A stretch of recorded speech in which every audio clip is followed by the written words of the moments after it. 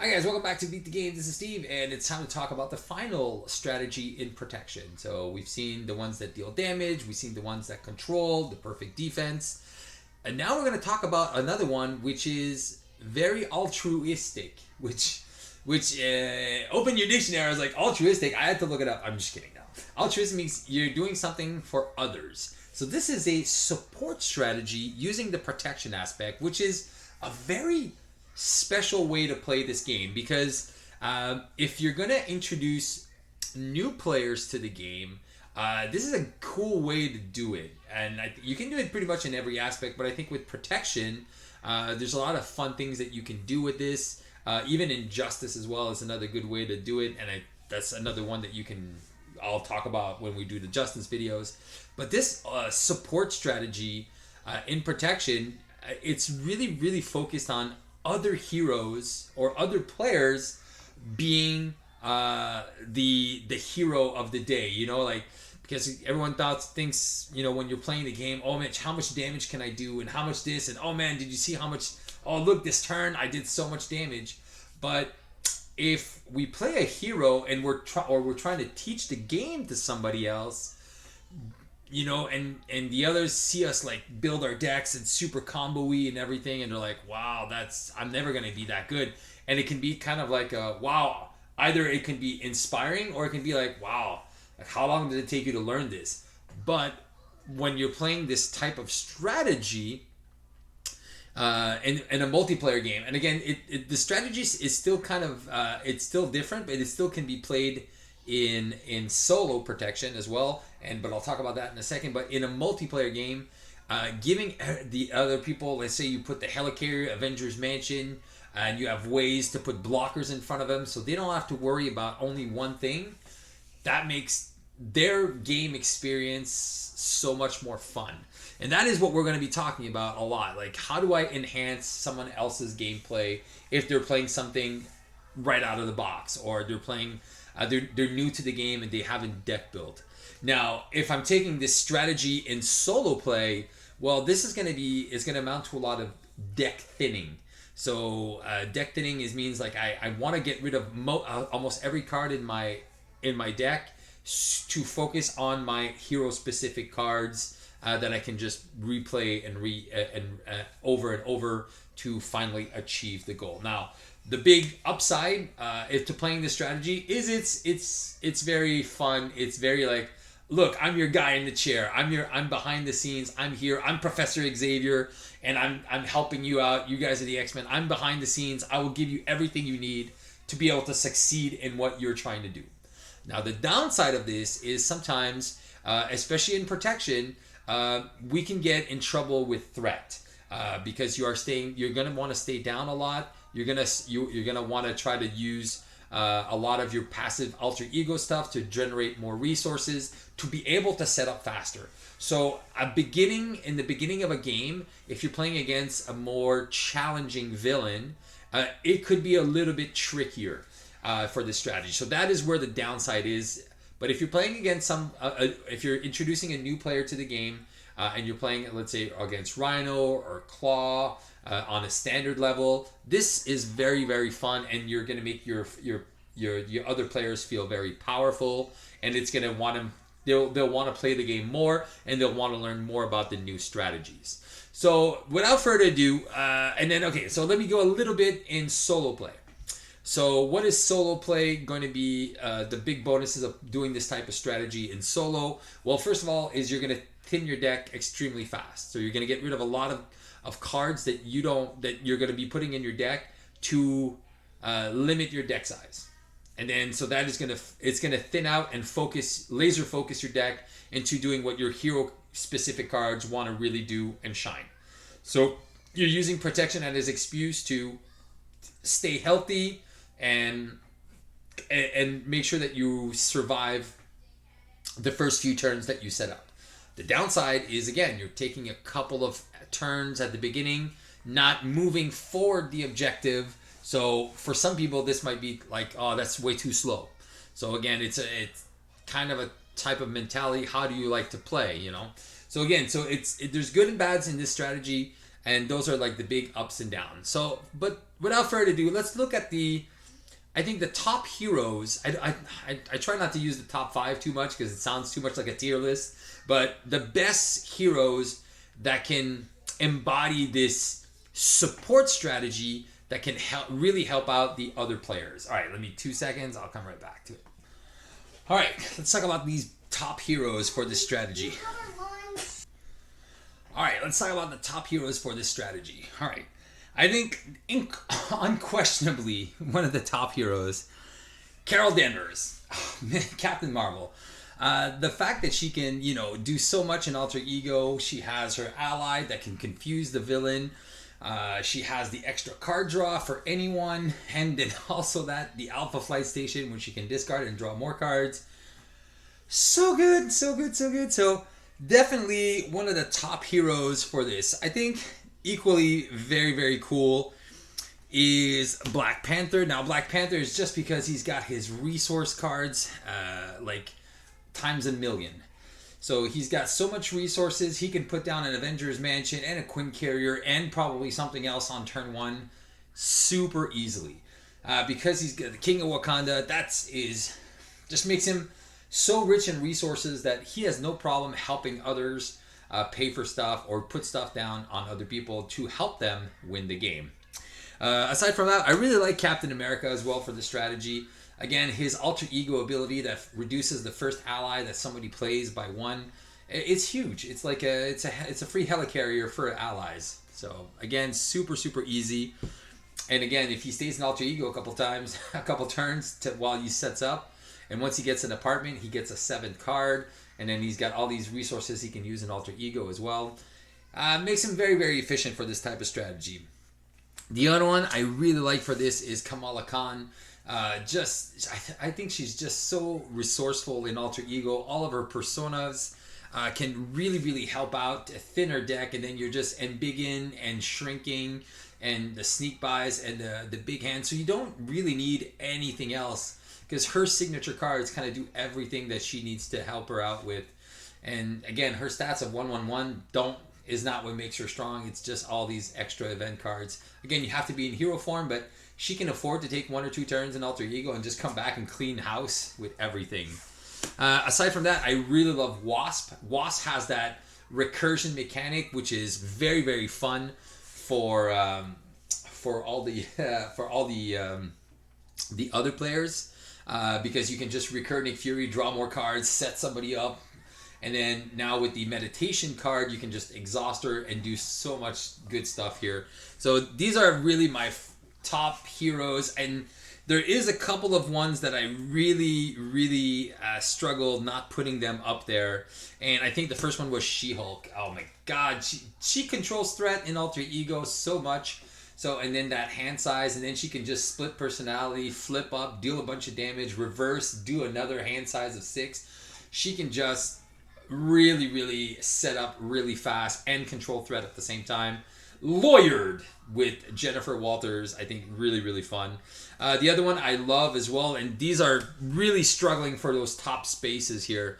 Black Widow, same thing. She puts her techniques. Once she's got her techniques, she's just pretty much invincible, so she can stay down, and play cards or play whatever she's doing right now, and just really set herself up, and then go and then help the other person out. Just play one of your preps, and then spend the rest of the resources to play somebody else. Covert Ops confuses the villain, removes 4 threat. Again, one of the most efficient cards in the game for threat removal, and you can do it in alter ego, which is just completely bonkers. Very good. Other ones that I really struggled here, Spider-Man and Nebula. Again, same thing. Nebula and Black Widow are kind of the same for the techniques. I really like Peter Parker as well. Yeah, you're not drawing cards, but you can set a lot of stuff up with him. His extra genius resource, you can put spider tracers, then the other guys can deal the damage to remove the threat, 3 threat. So again, he can stay in alter ego without being too heavily penalized. Same thing for Nebula. She has some techniques, and if you have something like Gamora that can trigger one, you can remove some threat, deal some damage in alter ego. I think she's very, very fun. Other ones that I really like to play, but they're a little bit trickier in alter ego. Doctor Strange, obviously one of the best characters in this game. And then if you play just a support game with Doctor Strange, where you can just kind of set up your Winds of Watum and your Master of Mystic cards, draw like 6 or 9 cards in a turn, and then just set the guy up with endurance, downtime. Just you set the other guy up 100%, and you're just like, okay, well, you're good. Now I'll just focus on my build on the next turn, and then just have crazy turns. I really also like Vision for this alter ego strategy, because once you find Vivian and some reboots, you can just basically remove 6, 9, 12 threat in one turn just by staying in alter ego and Vivian doing all the work. So it's not really Vision that's the main guy, but it's mostly Vivian. And then there's all these other characters like Pietro and Scarlet Witch can do such wonders, but they want to kind of deck in to stay in to be able to play their signature cards more often. So I think that makes a lot of sense. Tony Stark and War Machine are other characters as well. Tony's a little weird, so he's a little selfish at first. So he kind of takes the time to build, but he can actually put some stuff, especially again with that card Meditation, where you can just exhaust your character and use your alter ego ability to generate 3 resources. It's just bonkers. And then there's a couple of Guardians I really like this with as well. Groot and Rocket. Rocket can just draw some cards and tinker all the time, draw more cards, and set himself up or set other players up. And Groot can just kind of slowly build his growth counters, and then when he flips, he's got like 7 or 8 growth counters, and then you're laughing, and then you're removing 6 threat, or you're dealing 6 damage for like cost of 2 or 3. And then Peter Quill, if you want to play him super chill. All right, I'm just like, what can go wrong? And then he gets his gun, so he's got a hand size of 7. He can filter cards, and then you can just exhaust him, and then you can flip, and then use his ability again. So basically, the Meditation card with his ability is basically you get 6 free resources. It's just bonkers. So you can play like 2 or 3 really strong, powerful cards and feel amazing. And the other characters are still a little bit more weird. But again, when I talk about these aspect strategies, I'm always looking for like a majority of characters that can play this strategy, not just focused on 1 or 2 characters that can do it well. So again, I like this, and this is like more than half of the characters in the game can do this strategy really well, where you're helping out. Obviously, first line is obviously like more advanced. Second line as well, super solid. Third line as well, it's a little bit more niche, but it can still be done really well with their hand size. So again, these are the top heroes for this strategy, or that I recommend playing within this strategy. All right, so now let's look at some of the best cards to play this strategy with. What are we going to play? All right, some of the best cards for this strategy. I think again, one of the best cards for this strategy is an ally, and it's Multiple Man. Multiple Man, once you find him, is just pretty strong because he puts 3 characters on the table, 3 allies in one shot. So for 4, you're putting 3 threat removal, or 6 or 6 damage, or whatever, 6 threat or 6 damage, or, which is a lot better, preventing maybe 5, 6, 7, 8 damage, 9 damage, which is an incredible return on your card. So again, Multiple Man, very, very fun and efficient card, especially with a Wasp deck. Wasp can just come in and just recur this, and then you just keep playing Multiple Man, and you always have blockers. You don't really care. Stay in alter ego. They come in, remove 3 threat, which is about what the villain's going to be putting on, and then boof, you're just like, boo, all right, done. And then just come back and then recycle these allies and over and over. Another great card, again, that you can play is Second Wind. So, and this is another great card that you can do in alter ego. It's an action, and if you played with it's remove 4 threat. And if you played with a mental, you get to remove heal 4 damage. What am I talking threat? You remove 4 damage, and then if you play with a mental, you remove 5 damage. So you can keep the other heroes in hero form longer. All right, dude, you took a little bit of abuse here. Let me heal you.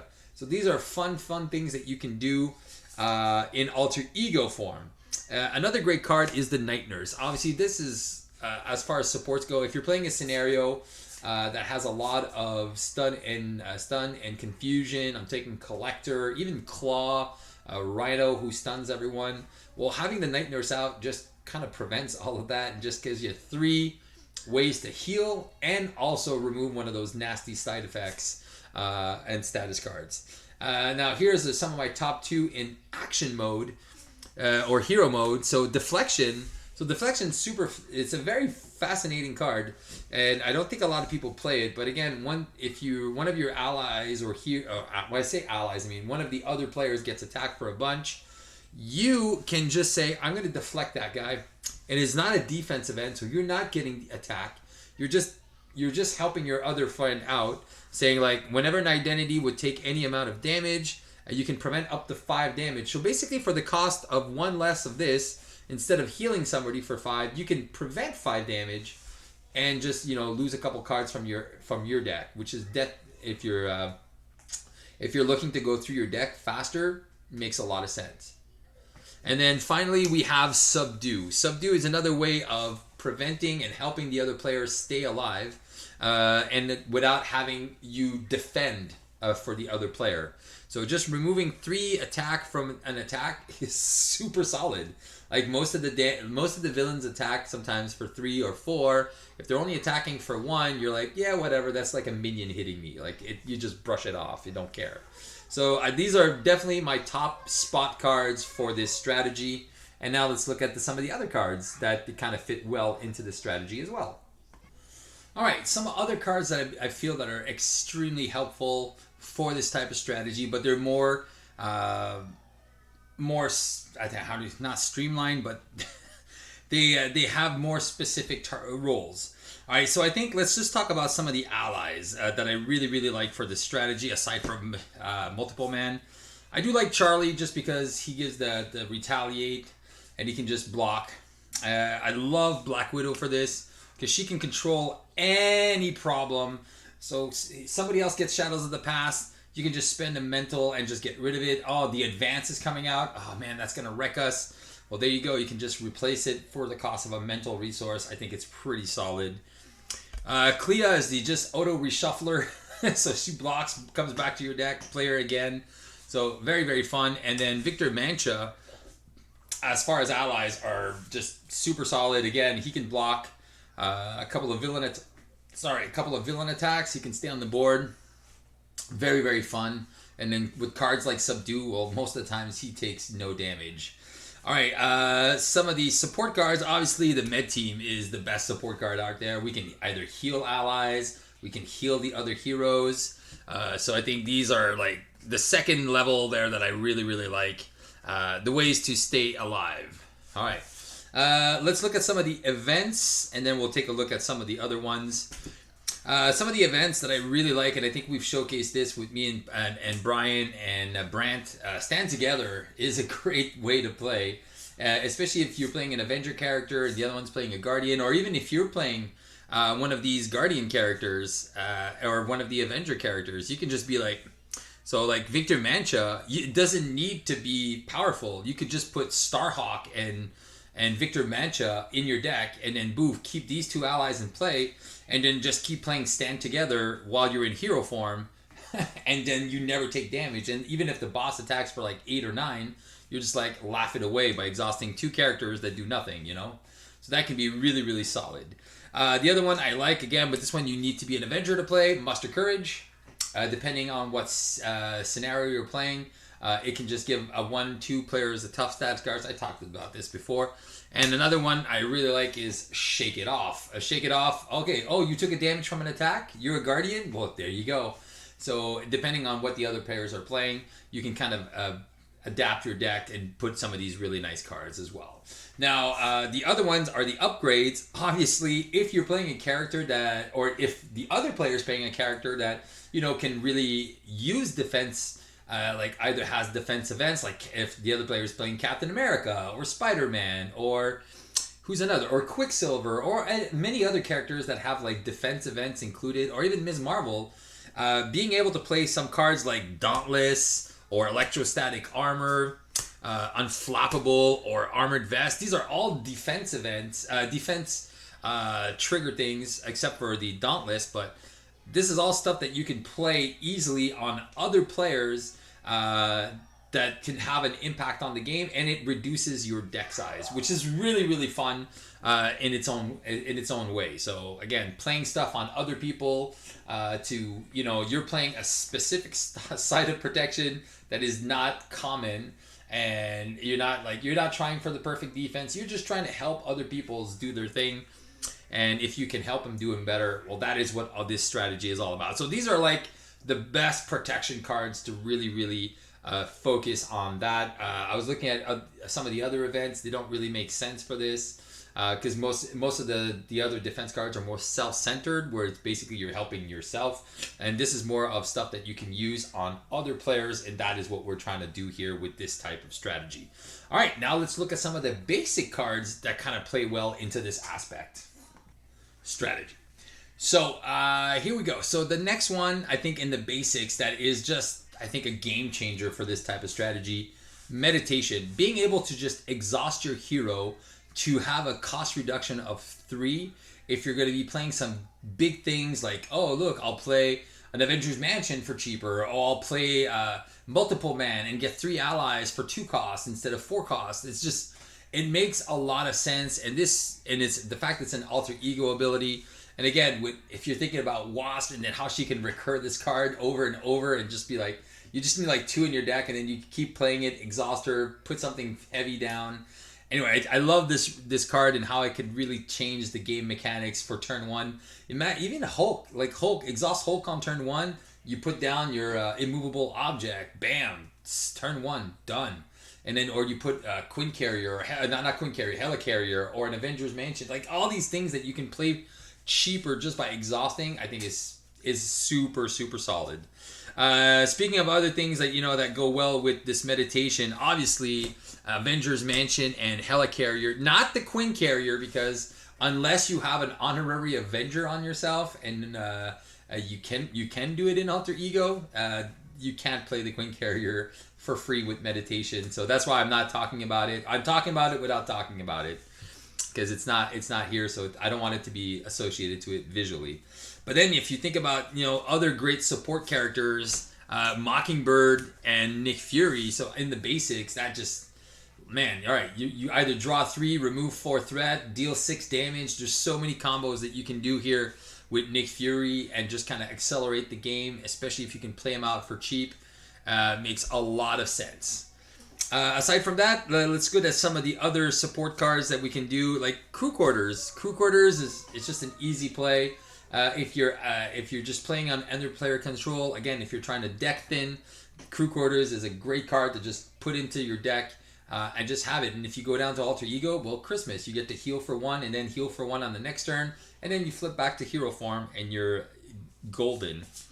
Obviously, endurance and downtime. Obviously, you want to be playing that on other people. Downtime, if you're going to be playing the game where you're going to be like flipping up once in a while and just taking the boss's attacks and be like, I'll defend for you and I'll take my attack and then I'll flip down, then I'll downtime, then I'll Crew Quarters. But then that can kind of be weird with the interactions with meditation if you're like already defended. But you got to kind of think about those things. So that's why I think Crew Quarters is just a little bit better than downtime. Endurance is super solid in any which way or form. Aside from that, we do have target acquired. Depending on what kind of scenario you're playing, you should always run a target acquired, especially if there's a lot of star boost icons. And if you're going to be playing the strategy more in hero form, then obviously target acquired makes more sense. And then all of these great zero cost gray cards. So putting an honorary Avenger, or if you're playing in a 3-player game, just put 3 in, poof, poof, poof, reduce your deck size real fast. Yeah, you have to be in hero form, but whatever. Even if you're playing a Guardian, boom, pop, put those down, put 3 of them down. And then side holster, who cares if you don't need it? If you're trying to deck thin your deck, just put 1 for everyone, even if they don't need it. Poof, poof, poof, deck thin your deck. It's like really thin out your deck and just have like, all right, everything costs 0. I put 5 cards. Imagine if your hand is 3 side holsters and 3 honorary Avengers. That is the best hand you can have. You are playing 6 cards on the table on that one turn. Boo, boo, boo, boo, boo. So that means your deck goes from 40 to 34 cards. That means the next deck pass, you're just going to be laughing because everything is out. So there you go. You don't have to worry. Like, I love these zero cost cards just for deck thinning, and I think with this strategy where you're just trying to help everyone else, being able to deck thin and then have your focus cards again, because the strategy can be a little slow to start, but once you've thinned out your deck and you get only your powerful hero cards, even though you're trying to help your friend, you're still going to be doing tons of stuff on the table. And I think that's the big gist of it. Is when you're playing this strategy, let the other guy be the hero. Let the other guy be, the main guy who does all the damage and everything. So I'll be playing a game with Brant, and I think we're going to be playing Expert Claw. I'm going to have Black Panther with this type of build. He's going to have She-Hulk with the She-Hulk Precon. So just kind of showing like what kind of things we're going to be doing. And just, I'm going to be trying to 100% let him... If I get an Avengers Mansion, it's always his. If I get a Helicarrier, it's always his. So just like, again, just giving everything to the other player to have as much fun as possible, and just like really making the other player see like, wow, what does a hero do with a hand size? Why? There's a reason why She-Hulk has a hand size of 4.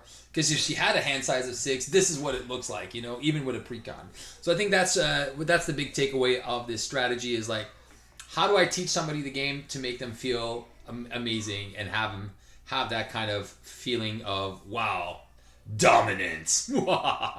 So you guys, I hope you enjoyed this video. I hope you enjoyed the strategy. I hope you try it out with new players. I think this is the best way to teach a new player the game is by going with a strategy of let me help you, which is, I think, really fun in Protection and can be very efficient in Justice too. I'm going to talk about this type of strategy in Justice as well, because Justice is just even better for threat control. So it can be really fun in hero form, in Protection, but it's obviously more optimal in Justice because you're just controlling threat and never even worrying about it.